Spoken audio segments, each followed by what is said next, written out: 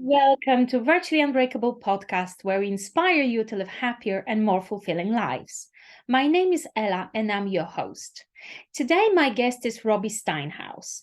Robbie is NLP Master Trainer, ICF Coach, and author of 4 books. Robbie is also a lead trainer and a founder of NLP School in London. And the topic of our conversation today is, can NLP change our lives? I'm pleased to have you here today, so sit back, relax, and enjoy this episode. Hi, Robbie, how are you today? Welcome to my show. Hi, Ella. Nice to see you. Thank you very much for inviting me. No problem. It's my pleasure. So, Robbie, today we will talk about NLP. That stands for Neuro Linguistic Programming. But let's start off from you perhaps telling us a few words about who you are and what is it that you do? Sure. So who I am is a question that I've been grappling with for many years. But what I do is I started off as a businessman, entrepreneur, started my own business in the 1980s. And then what I do now is I'm sort of have a small business as a sort of retired businessman, as sort of an investor. But most of my time is spent by teaching NLP, coaching people, and also writing various books and stuff like that. So yeah, I call myself that, sort of a teacher and a writer. Wonderful. So, and what inspired you to kind of put your career in business on hold, so to speak, and become NLP trainer? How did you end up working in this industry? It's a great question. I mean, I don't know if I really put my business on hold. In some senses, one of my first coach said that if you want to become a leader, you need to find other leaders. So you need to create a space for them. So by doing something else rather than trying to run my own business, I created a space because I vacated it and I had to find people to fill it. And although it was not the easiest thing to do, and I had to kiss a few frogs before I found my prince, as it were, ultimately, I landed up having, very competent people running the business, and the business grew much faster than if I would have run it on my own. So the business actually I think it did better as I was doing my parallel career as an NLP trainer. Wonderful. Okay, cool. And so can you tell us what NLP is? Because Sure. So many people, I think, might have heard the term before, but perhaps are not quite sure because they don't even know what NLP stands for. Can you give us a brief definition of that? Of course. Well, I mean, I think firstly, as you said, it stands for Neuro Linguistic Programming, which sounds a bit of a mouthful, and relates back to its early origins in the 1970s, where a linguist, language, what is the language that people use that makes them feel good or makes them feel bad, basically, or inspires them to perform better or worse. So that's it. And how does that affect the brain? So, neuro-linguistic programming in that way. But basically, I would say, as a simpler term, is it's a toolkit. Okay. So from those early origins in the 1970s, it developed into an international movement where people created specific tools to specific problems or to help enhance performance in specific contexts. So NLP is like literally a toolkit. There's like dozens of different processes that you can do depending on whatever the issue or thing you want to achieve is. And we'll talk more about that later, but that's how I would define it, a toolkit. Okay. And it's a toolkit that we use in relation to, we could use it in relation to better performance, in relation to happier relationships, building happier relationships, or creating better support network, or perhaps better work-life balance, right? Indeed. Okay, great. So perhaps we can talk about briefly the type of situations where NLP could be especially useful. So could you think of like the most common problem that you have experienced in your career as a trainer that your clients come to you with, whoever those clients are?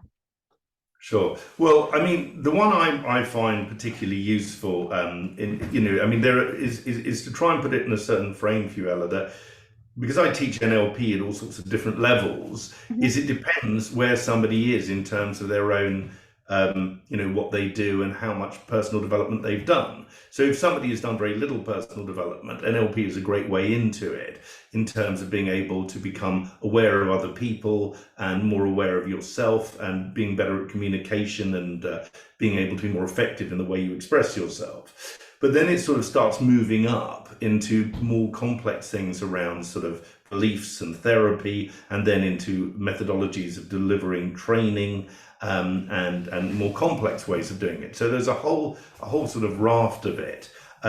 In terms of, I just invite you to ask me some more questions if you like around, who am I answering this question for, in a way. Right. Yeah, I get you. Okay. So let's start. Let's say someone's, let's say our listeners are complete beginners to that. They're complete newbies. So what's the best way for them to picture a situation where NLP can help them? Great. So you use the word picture there, which is a sort of visual word. So picture a situation, and NLP is famous for making popular this idea of visual, auditory, and kinesthetic learning styles. That's a kind of something which you often find is so often people use things which came from NLP and they didn't know that was the origins of it from NLP. So if therefore, if I can say hello, if you have a visual preference, and you talked about relationships, for example, and I had an auditory preference, that might mean that I may not look at you because I'm more processing with words, while maybe you are more processing with pictures. So by understanding, in a relationship context, that you value pictures and seeing things, I might then think, okay, well, it may not be important to me because I'm more into words, but in order to please you and make the relationship work better, I better sort of become more aware of my appearance or look at you when I talk to you and understand those subtle differences. So that's an example of becoming aware of your preferences and of someone else's, and then trying to sort of match them in a way so that you deliver something. Because so often people's problems in relationships, this visual, auditory, and kinesthetic stuff came from a famous relationship therapist called Virginia Satir, and she often spent time in couples therapy. And so often the problems that people have and the irritations they have with each other is they simply don't value their differences. Yeah. So if somebody's different to you and you want the relationship to work, well, you better work out what's important to you and what's important to them, and try and encourage each other to kind of cross, to find I'll do stuff for you, right? You do stuff for me that we like, so that we both feel important. Right. Yeah. So, that's kind of one example for a newbie. Another one is that idea of perspective is some people are quite what we call NLP associated, like they're very in it. Sometimes there's an NLP trainer called Michael Grinder, who's the brother of John Grinder, and he talks about cats and dogs. So some people are very kind of excited in it, very kind of, emotional and connected, and other people are a bit more detached. So the idea is that the dog is more in it and the cat is more detached. So being, again, self-aware, are you more a cat or are you more a dog? If you're more of a dog, maybe it's good for you to learn to become a bit more of a cat. If you're a cat, maybe sometimes you need to learn to be a bit more of a dog. Mm-hmm. So it's also that idea of some flexibility of how much emotional intensity you experience moment by moment, and being aware that you have some choice, that you're not forced to be a dog or a cat because you're human and you have some choice in the way you process things. So if something is very unpleasant, it's probably best if you learn to be a cat. But if something is very pleasant, it's probably good that you become a dog. Yeah, very well put. Just to give our listeners a bit of a context still to that, this is already quite helpful, but just to give you guys a little bit more understanding around this. So let's imagine, Robbie, a situation. We have an argument between a man and a woman in a home setting. Let's not discuss the words of the argument and what's going on, but let's just say that it's becoming a heated discussion. What skills can NLP teach us to use in situations like this, to turn situations like this into less heated discussion and more of a constructive argument in the future? So what skills does it enable us to develop? Okay, well, I mean, I think skills come from attitudes. So there's some attitudes you need to, I think, develop in a heated argument. So if you're having a heated argument with your partner, there is this idea that sometimes people say, I have to express myself, because if I don't express myself, I'm not being true to myself. So that's a belief. There's another belief that goes that if you express yourself harshly to your partner, you're not going to express yourself effectively. Yeah. You're going to upset them rather than whatever. So when you're in that angry, for want of a better word, dog mode, like that you become aware that even though it may feel good that you're expressing yourself, the result is going to be negative because your partner will perceive you as harsh. But it doesn't mean you shouldn't express yourself. The secret then is, so that's what I mean, you start with the attitude. If you change your belief to I must express myself to I want to always express myself, but not harshly. I want to express myself firmly, but nicely. Yeah. I mean, there's a famous therapist outside of NLP Borrows from Everywhere called Terence Real, who's written a great book on couples therapy called Us. And that's what he said. If there's one tip I'll give you in a relationship is don't be harsh when you express yourself. Mm-hmm. That's a great So if you're having an argument, you've got to say to yourself for a moment, have a little pause. If I'm being harsh, I need to pause until I calm down, and then I can express myself as a cat rather than as a dog. Mm-hmm. Okay. So I don't know where the cat and dog thing is coming from exactly, but in other words, when you're having that argument and you feel you want to get even, you've got that locked horn feeling, you become aware of the feeling and say, am I expressing myself effectively? Am I being harsh? And if the answer is yes, then you find an excuse, like I just need to go to the toilet, and just sort of rush out the room, break the pattern, and then promise yourself that within 24 hours, even if it's an email or a text or whatever, you will express what you felt, but not necessarily in that harsh or unkind way. Okay. So perfect. So we could say that it helps us build self-awareness and better communications, develop a better communication style in different life situations that can be extremely useful. Does NLP help us with anything else? Yes, I mean, so that you gave the example. Why not pick another example? You said a heated argument. And I hope you saw the point is that, all right, one of them is a technique where you become aware of your emotional state, make a judgment on it, and decide that you don't want to do it. But at the root of it is being curious about your own beliefs. So often people say, I won't be bullied, I won't be pushed around, I'm not going to let anyone be unpleasant to me. Yeah. And then you become curious, but how does that belief sit with it's best in a loving relationship not to express yourself harshly, although you need to express yourself. So there is this thing about changing your rules in life. And once you have new rules, then when you're really upset, you still have a rule you can get to or a belief. And I think that's for me, the kind of how you manage yourself is these two things. One of them is sort of techniques, and the other, like breathing techniques or stuff like that, but also being really curious about the values and beliefs you hold. Because if you're angry and then your belief says you're right to be angry, go for it, then you're not at that moment going to be able to calm down. You need kind of both techniques to calm down as well as being curious about the beliefs you hold. But I feel like it all starts with self-awareness, doesn't it?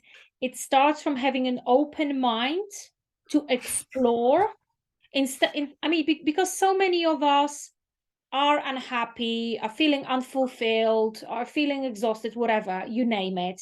But so many of us are so stuck in our ways of thinking that we often feel like whatever we try doesn't work.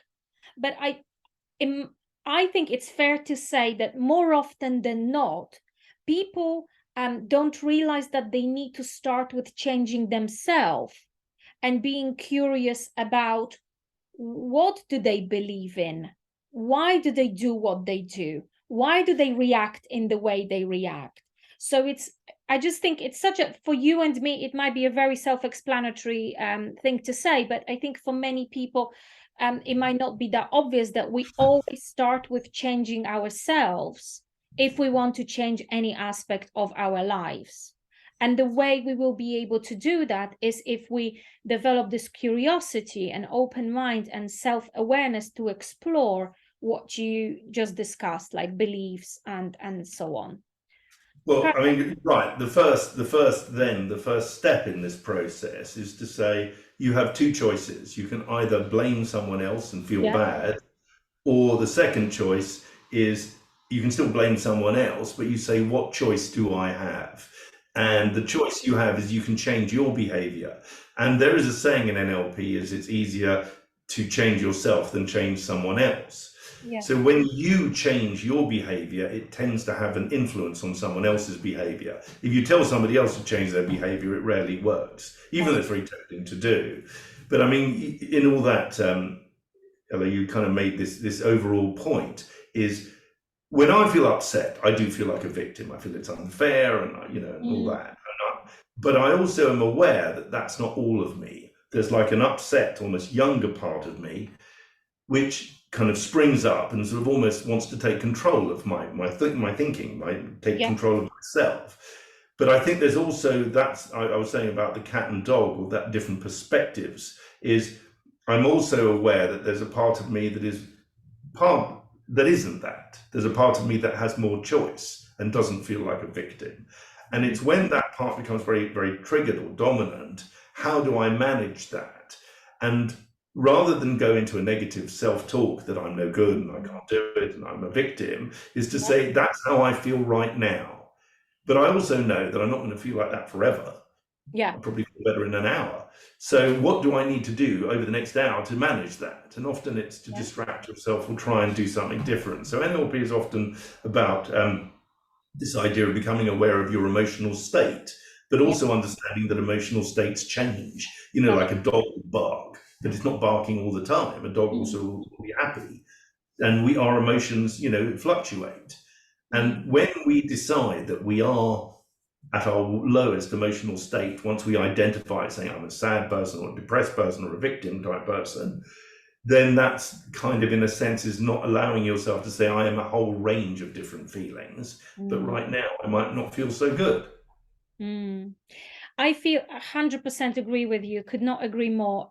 From my own experience, I found that when I started practicing NLP, I wasn't aware it's NLP, but when I've identified in a situation of stress or anxiety that I learned to control my emotions and still express them, but perhaps remembering that there is the other part of me, the logical, analytical thinking part of me, that is aware of my long-term goals and my values in life. And that part of me started to kind of slowly, the older I got and the more experience I got and the better I got at this, reminding the emotional part of me that everything's in order. This too shall pass, as they say. So it's just a situation. It's natural to feel angry, and I've learned to get myself out of that, take a walk or distance myself from the situation or a person that was making me feel that way, and it wasn't productive, it wasn't getting better. And that logical part of me kicked in, that almost like coached the whole of me back into peace. And I've noticed this happening more regularly now, and when I practice self-awareness and I practice being in touch with myself, with my emotions, but also with my vision, with my goals, I feel, do you agree that this is the beginning of what I call self-mastery? Perhaps that is a bit of a bold definition. Perhaps self-mastery stands for more things than just that. But I think in the life of a common person, I think that the meeting of the two personas, you could say, those two parts of us, and when we are able to coach ourselves back and talk ourselves back into balance and peace, and go back to our daily tasks, daily routine, is the beginning often of the change. Would you agree with that? I think, yeah, I like the idea of that self-mastery, or the beginning of being able to do that. And I like the idea that it's something available for everyone. It's not something which you have to be some kind of perfectionist. I'm not exactly sure if you can control your emotions. I mean, for me, the tip on self-mastery is it's not so much that you can control your emotions, but you do have a choice about whether you act upon them in the moment. Yeah, that's what I meant, yeah. And I think so for me, so often it's a matter of sort of, if you try and push emotions away, that increases stress. If you try and magnify them, that also increases stress. But if you can somehow hold them within you and just say, I'm angry right now. Acknowledge them, right? Acknowledge yeah, them. exactly. Mm-hmm. And then by holding those emotions, but I don't have to say whatever it is. Yeah. Now, and the other thing is not to beat yourself up when it goes wrong, because I think every now and again you get tired and you just say the wrong thing, and then afterwards you could say, "Oh, I'm not perfect." No, you'll still mess up sometimes. But I suppose to me, mastery is moving from messing up most of the time to messing up much less of the time, so that you sort of think, "Oh, back then, I didn't, react. I managed, although I felt angry, I managed to do something else, and I calmed down, and then I had more influence over the situation." I remember hearing once that the term "lose your temper" has the word "lose" in it. Mm-hmm.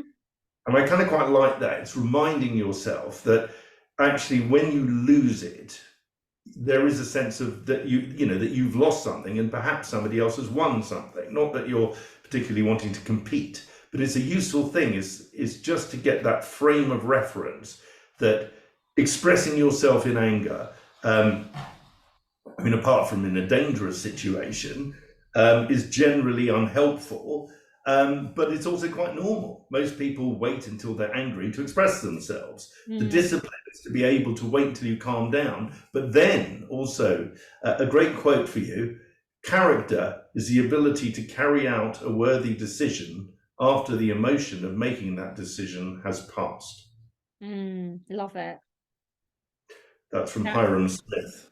Yeah. So there is the idea of developing your own character, your own, if you like, that part of you of saying, actually, I want to grow into someone I would admire. Now, it's always a growth process. One of the other things I did want to say that, one of the problems with self-help is often it's seen as a medical thing. Like if you're depressed, that the outcome is you'll be happy permanently or something like that, which is unrealistic. I think it's understanding that these type of thoughts and these sort of learnings help you manage yourself, but it's never perfect. And it's an ongoing process. You're not going to fix it. And I think once you get out of the idea that it's not an outcome, I'm not going to suddenly turn into Buddha or some kind of religious figure that is never upset, but it's just a process that with a little bit of effort I can make things a little bit better. And so often things can transform in your relationships when you do this, when you change from, say, fear to love and express yourself lovingly, even though it's not always, you don't always necessarily get it back. Sometimes that can be the magic that makes all the difference. I totally agree. I found gratitude for me is very, very helpful on daily basis, and practicing the gratitude even when I'm going through tough time, just finding a bit of a sparkle in my day. It's like reminding myself, but hey, there are good things in your life. Look at this. Look at this. Nobody's got it perfect all the time. And I like what you said that we can't suddenly turn into Buddha. I think it's just important to point out that nobody in this world is happy 100% of the time. So don't let anybody make you believe that if you do therapy for long enough, or if you read enough books, or if you practice enough meditation, you will be happy 100% of the time. You won't be. But what you will be able to do is better control the days and the moments when you're feeling low, and you will be able to pick yourself up from that place into a place of action and that desired behavior. and therefore keep going on with reaching your goals and so on.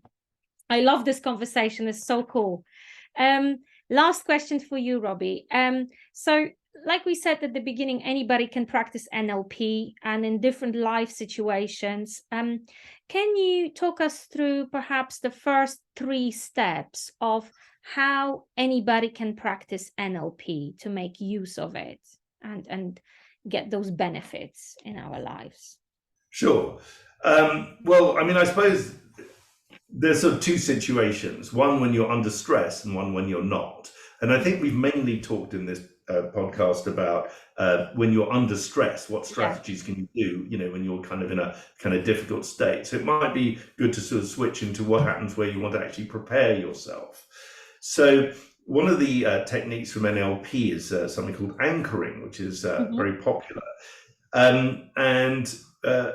Maybe I'll just end by telling you a story about a student who came to one of my trainings. So he did this anchoring thing by, at the end of each day, when he was in bed at night, just before he went to sleep, he would try and remember 1, 2, or even he usually said 3 things that happened to him in the day which were nice. They didn't have to be very significant. Maybe someone smiled at him in Starbucks, or or he had a little laugh about something, or whatever it was. And each time he'd do it, he'd pinch his fingers together. And he just did this every night. Try and be grateful, as you say, for something pleasant that happened in the day. And he changed that every day. He did that for about a year. And after a year, he shifted. He became a happier person. In fact, his wife was so impressed with this that she said, I don't know what you did to my husband, but she showed up on the training. She said, because something shifted. And he simply said by practicing, focusing on something positive, gave him a shift in the way that he felt. But that same technique can be used if you're about to go into a stressful situation, but you're not there yet. You have a few moments, is remembering some past stories and having a way of connecting in, like the dog, into those strong feelings, positive feelings, a mix, a few different types, not all the same feelings, 3 or 4 feelings that would mean that when you go into it, you can then perform at your best. And these are the tricks that are used by athletes and kind of elite kind of business people and actors and so on, that NLP so often teaches people how to do that sort of thing. So imagine yourself in a situation in the past when you did something well, when you succeeded, when you were happy, and remind yourself what feelings you felt at the time when it happened, and trying to embrace those feelings in this given moment now. And that gives us that confidence boost, right? Yeah, absolutely. Fantastic. Yeah. And I'd say sort of the 3 to kind of focus on is 1 for you, feeling sort of strong and grounded, 1 for someone else, being kind and empathetic, and 1 to give you a little bit of space, a little detachment, a little bit of humor, just to sort of, have a little bit of range in those 3 memories, so that you can have all these sort of different kind of qualities. And that's really a tip I'd give. Wonderful. Well, I enjoyed this conversation very much. Thank you for your time today, Robbie. If any of our listeners or viewers want to find you, where is the best place to look for you, to find you? NLPschool.com. Perfect. Okay. I'll make sure to include the link to that in the show notes. And I'll see you all next week for the next podcast episode. Thank you very much. Thank you very much indeed. Thank you, everyone. Bye.